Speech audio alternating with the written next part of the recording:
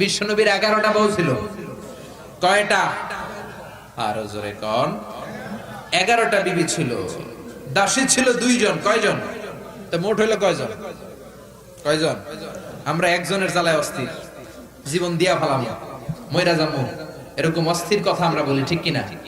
বিশ্বনবীর স্ত্রী ছিল 11 জন, দাসী ছিল 2 জন। মোট কয়জন? প্রথম বউ হচ্ছে খাদিজা, খাদিজা বিনতে খুয়াইলিদ, 1 নাম্বার, ঠিক কিনা? তারপরে আয়েশা বিনতে আবি বকর, হাফসা বিনতে ওমর, জাইনাব নামে 2 বউ, জাইনাব বিনতে জাহাশ, জাইনাব বিনতে খুজাইমা, সাফিয়া বিনতে হুয়াই ইবনে আখতাব, সাউদা বিনতে জামাআ, জুয়াইরিয়া বিনতে হারিস, মাইমুনা বিনতে হারিস, উম্মে হাবিবা রমলা বিনতে আবি সুফিয়ান, উম্মে সালামা বিনতে আবি উমাইয়া। এই 11 জন বউ ছিল। সুবহানাল্লাহ। 2 জন দাসী ছিল। একজনের নাম রাইহানা বিনতে যায়েদ আন-নাদারিয়া, আরেকজনের নাম মারিয়া বিনতে শামউন আল-কিবতিয়া। চিল্লায় পড়েন আল্লাহু আকবার। অনেক ইহুদি খ্রিস্টান নাস্তিকের দলেরা বলে, নাস্তিকের বাচ্চারা বলে বিশ্বনবী নাকি নারী পূজারী ছিলেন, নারীর দেহভোগ করার জন্য এতগুলো বিয়ে করেছেন। কপাল পোড়া, একটা বিয়ে বিশ্বনবী নিজের মন গড়া করে নাই, করেছেন কার আদেশে? জোরে বলেন, কার আদেশে? বিশ্বনবীর প্রথম বিয়েটা যখন বিশ্বনবী করেছেন বয়স ছিল কত? সবাই বলেন। বিশ্বনবীর বয়স ছিল 25 বছর। আর বিয়ে করেছেন খাদিজাকে, খাদিজার বয়স ছিল কত? 40। শুধু 40ই না, এর আগে খাদিজার আরো 2টা বিয়ে হয়েছে। এরকম একটা বয়স্কা নারীকে বিয়ে করেছে তাগড়া 25 বছরের যুবক মুহাম্মদ সাল্লাল্লাহু। বিশ্বনবী যদি নারী পূজারী হতেন, 25 বছর বয়সে মক্কার সবচাইতে সুন্দরী সুন্দরী তরুণীগুলো বিশ্বনবীকে বিয়ে করার জন্য পাগল পাড়া ছিল। বিশ্বনবী জীবনেও নারীদের দিকে চোখ তুলে তাকান নাই। রব্বুল আলামিনের আদেশে তার অন্তরে ইলহাম হয়েছে, খাদিজাকে তিনি প্রথম বিয়ে করলেন। 25 বছরের তাগড়া যুবক বিয়ে করলেন, 2 বার তালাক খাওয়া, অনেকগুলো সন্তানওয়ালা একজন মহিলা, প্রৌঢ়া নারী খাদিজাকে। সুবহানাল্লাহ। 4টা কারণে বিশ্বনবীর এতগুলো বিয়ে হয়েছে। কয়টা? একটা এডুকেশনাল কজ, একটা সোশ্যাল কজ, একটা পলিটিক্যাল কজ, একটা লিগ্যাল কজ। 1 নম্বরে হচ্ছে এডুকেশনাল কজ। জেনে নেন কেন বিশ্বনবী এতগুলো বিয়ে করেছে। মন গড়া করে নাই, আল্লাহর আদেশে করেছে, ঠিক কিনা? 1 নম্বরে এডুকেশনাল কজ। নারীদের বিভিন্ন গোপন মাসালা বিশ্বনবীর কাছে এসে মহিলা সাহাবারা জিজ্ঞেস করতে পারতো না লজ্জার কারণে। এজন্য আল্লাহ বললেন, ও নবী বেশি বেশি বিয়ে করেন, আপনার বউয়ের সংখ্যা হবে 13 জন। মদিনার সব মহিলা সাহাবীগুলা এসে আপনার বিবিদের কাছ থেকে মাসালা শিখে যাবে। লজ্জাকর মাসালাগুলো নবী আপনার কাছে এসে জিজ্ঞেস করা দরকার নাই, আপনার বিবিদেরকে আপনি শিখাবেন, আর বিবির কাছে এসে এসে মদিনার মহিলা সাহাবারা শিখে ইসলাম প্রচার করবে। চিল্লায় কোন আল্লাহু আকবার। এটা হচ্ছে 1 নাম্বার কারণ এতগুলো ওয়াইফ হওয়া। 2 নাম্বার কারণ হচ্ছে সোশ্যাল কারণ। আমার নবী সামাজিক ছিলেন। বিশ্বনবীর রাইট হ্যান্ড ছিল আবু বকর, এই জন্য ডান হাতটাকে শক্ত করার জন্য আবু বকরের মেয়েকে বিয়ে করলেন। বিশ্বনবীর বাম হাত ছিল সাইয়েদনা ওমর, বাম হাতটাকে আরেকটু মজবুত করার জন্য ওমরের মেয়ে হাফসাকে বিয়ে করলেন। ইসলামের 4 জন খলিফার 2 জন বিশ্বনবীর শ্বশুর, বাকি 2 জন বিশ্বনবীর জামাই। সুবহানাল্লাহ। আবু বকর কিন্তু বিশ্বনবীর শ্বশুর, ওমর ফারুক কিন্তু বিশ্বনবীর, আর উসমান আর আলী ছিলেন বিশ্বনবীর জামাই। সুবহানাল্লাহ পড়েন। 2টা কারণ গেল, একটা এডুকেশনাল, একটা গেল সোশ্যাল। 3 নম্বরে হচ্ছে পলিটিক্যাল কজ, রাজনৈতিক কারণে। বিশ্বনবী ইহুদিদের দুর্গ খায়বারে আক্রমণ করেছেন। আল্লাহু আকবার।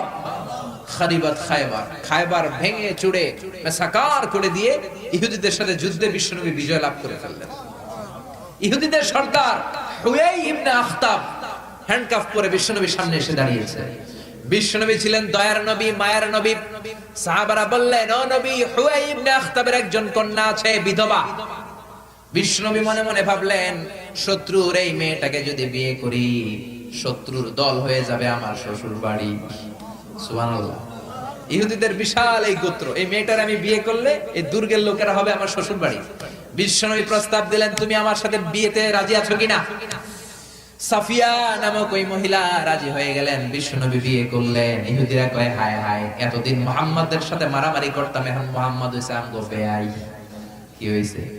ইহুদিরা কয়, আর কিলাকিলির দরকার নাই, সবাই পড় লা ইলাহা ইল্লাল্লাহু মুহাম্মাদুর রাসূলুল্লাহ সাল্লাল্লাহু আলাইহি সাল্লাম। এই পলিটিক্যাল কারণে আরো একটা বিয়ে বাড়ছে। এই সাফিয়াকে বিয়ে করেছে পলিটিক্যাল কারণে। এরপর বনি মুস্তালিকের যে সরদার, তার মেয়েকে বিশ্বনবী বিয়ে করেছেন পলিটিক্যাল কারণে। চারটা কারণে তিনটা বললাম, আরেকটা হচ্ছে লিগ্যাল কজ, আইন শিখানোর জন্য, ইসলামিক কোডিং এন্ড রুলিং শিখানোর জন্য, হুকুম আহকাম শিখানোর জন্য।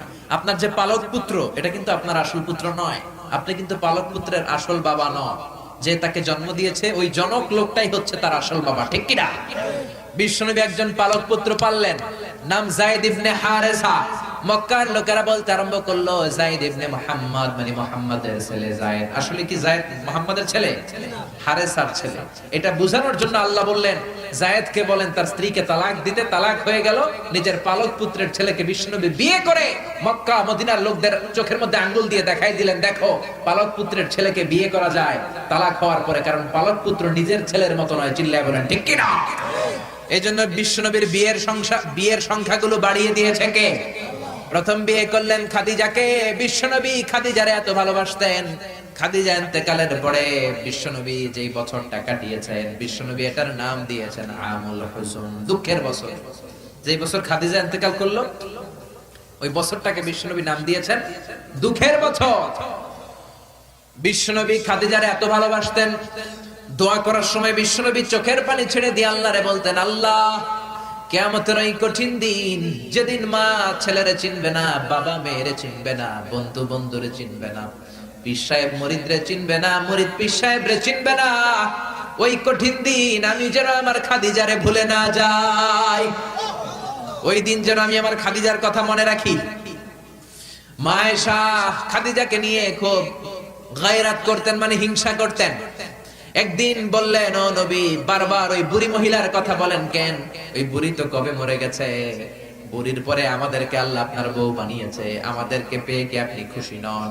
ওই বুড়ির পরে সুন্দরী সুন্দরী বিবিকে আল্লাহ আপনারে দান করে নাই। বিশ্বনবী মা আয়েশার থুতনিটা ভেবে চেপে ধরলেন, কোনোদিন কোনো বিবির গায়ে হাত তোলে না, এই প্রথম আয়েশার থুতনিটা চেপে বললেন, আয়েশা খবরদার, খাদিজার বিরুদ্ধে কোনোদিন এরকম হিংসাত্মক কথা বলবো না, খাদিজার মতো আমি একটা বউ পাই নাই। চিল্লায় বলেন আল্লাহু আকবার। এটা বলছে রাগের মাথায়। আবার অন্য সময় আয়েশারও প্রশংসা করে দিয়েছে, চিল্লায় বলেন সুবহানাল্লাহ। খাদিজা যখন ইন্তেকাল করে বিশ্বনবী গোসল করালেন, কাফন হলো, দাফন হলো, কবর দিলেন, নিজে দাঁড়িয়ে দোয়া করলেন।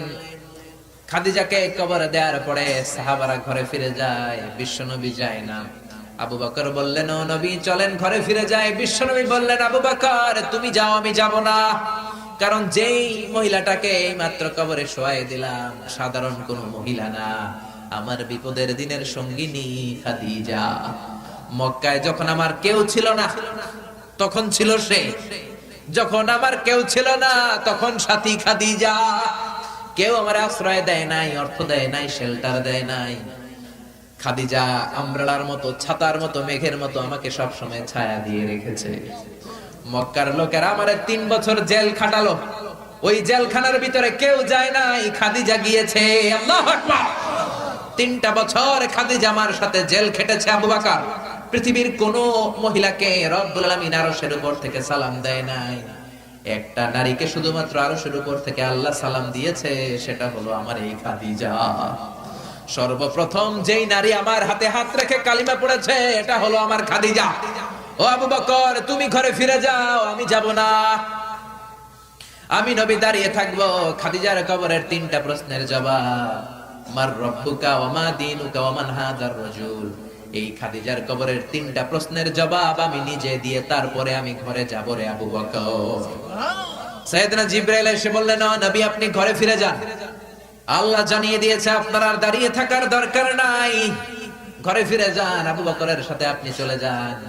আল্লাহ জানিয়ে দিয়েছে খাদিজার কবরের 3টা প্রশ্নের জবাব আরশের উপর থেকে আল্লাহ নিজেই দিয়ে দিবে। কি ভালোবাসতো খাদিজাকে। খাদিজার পরে বিশ্বনবী যাকে ভালোবাসতো সে হচ্ছে আয়েশা, সবচেয়ে বেশি ভালোবাসতো। বিশ্বনবী বলেন, উরিতু কি সালাসালা ইয়া আয়েশা, আয়েশা বিয়ের আগে আমি রাতে তোমার 3বার স্বপ্নে দেখেছি। বুখারীর বর্ণনা। কয়বার? এই 3বার স্বপ্নে দেখার পর তোমার চেহারাটা জান্নাতের একটা রেশমি কাপড়ে এনে জিবরাইল বলল, বিশ্বনবী দেখুন তুমি এটারে কেমন লাগে? আমি বললাম ভালো লাগে। জিবরাইল তার কয়েকদিন পরে বললেন, ও নবী আকাশ থেকে ডাইরেক্ট প্রপোজ, সরাসরি প্রস্তাব, বিয়ে করবেন নাকি? কার মেয়ে? জিব্রাইল কয় আবু বকরের মেয়ে। বিশ্বনবী বললেন, ও জিব্রাইল, তুমি যদি ঘটক হও, আল্লাহ যদি হয় বিয়ের কাজী, আমি মুহাম্মদ রাজি। বিয়ে হয়ে গেল, সুখ আর সুখ। বিশ্বনবীর একমাত্র কুমারী বউ মা আয়েশা যখন বিশ্বনবীর সাথে এক ল্যাপের নিচে শুয়ে থাকতো, তখনও কোরআনের আয়াত নাজিল করতো কে?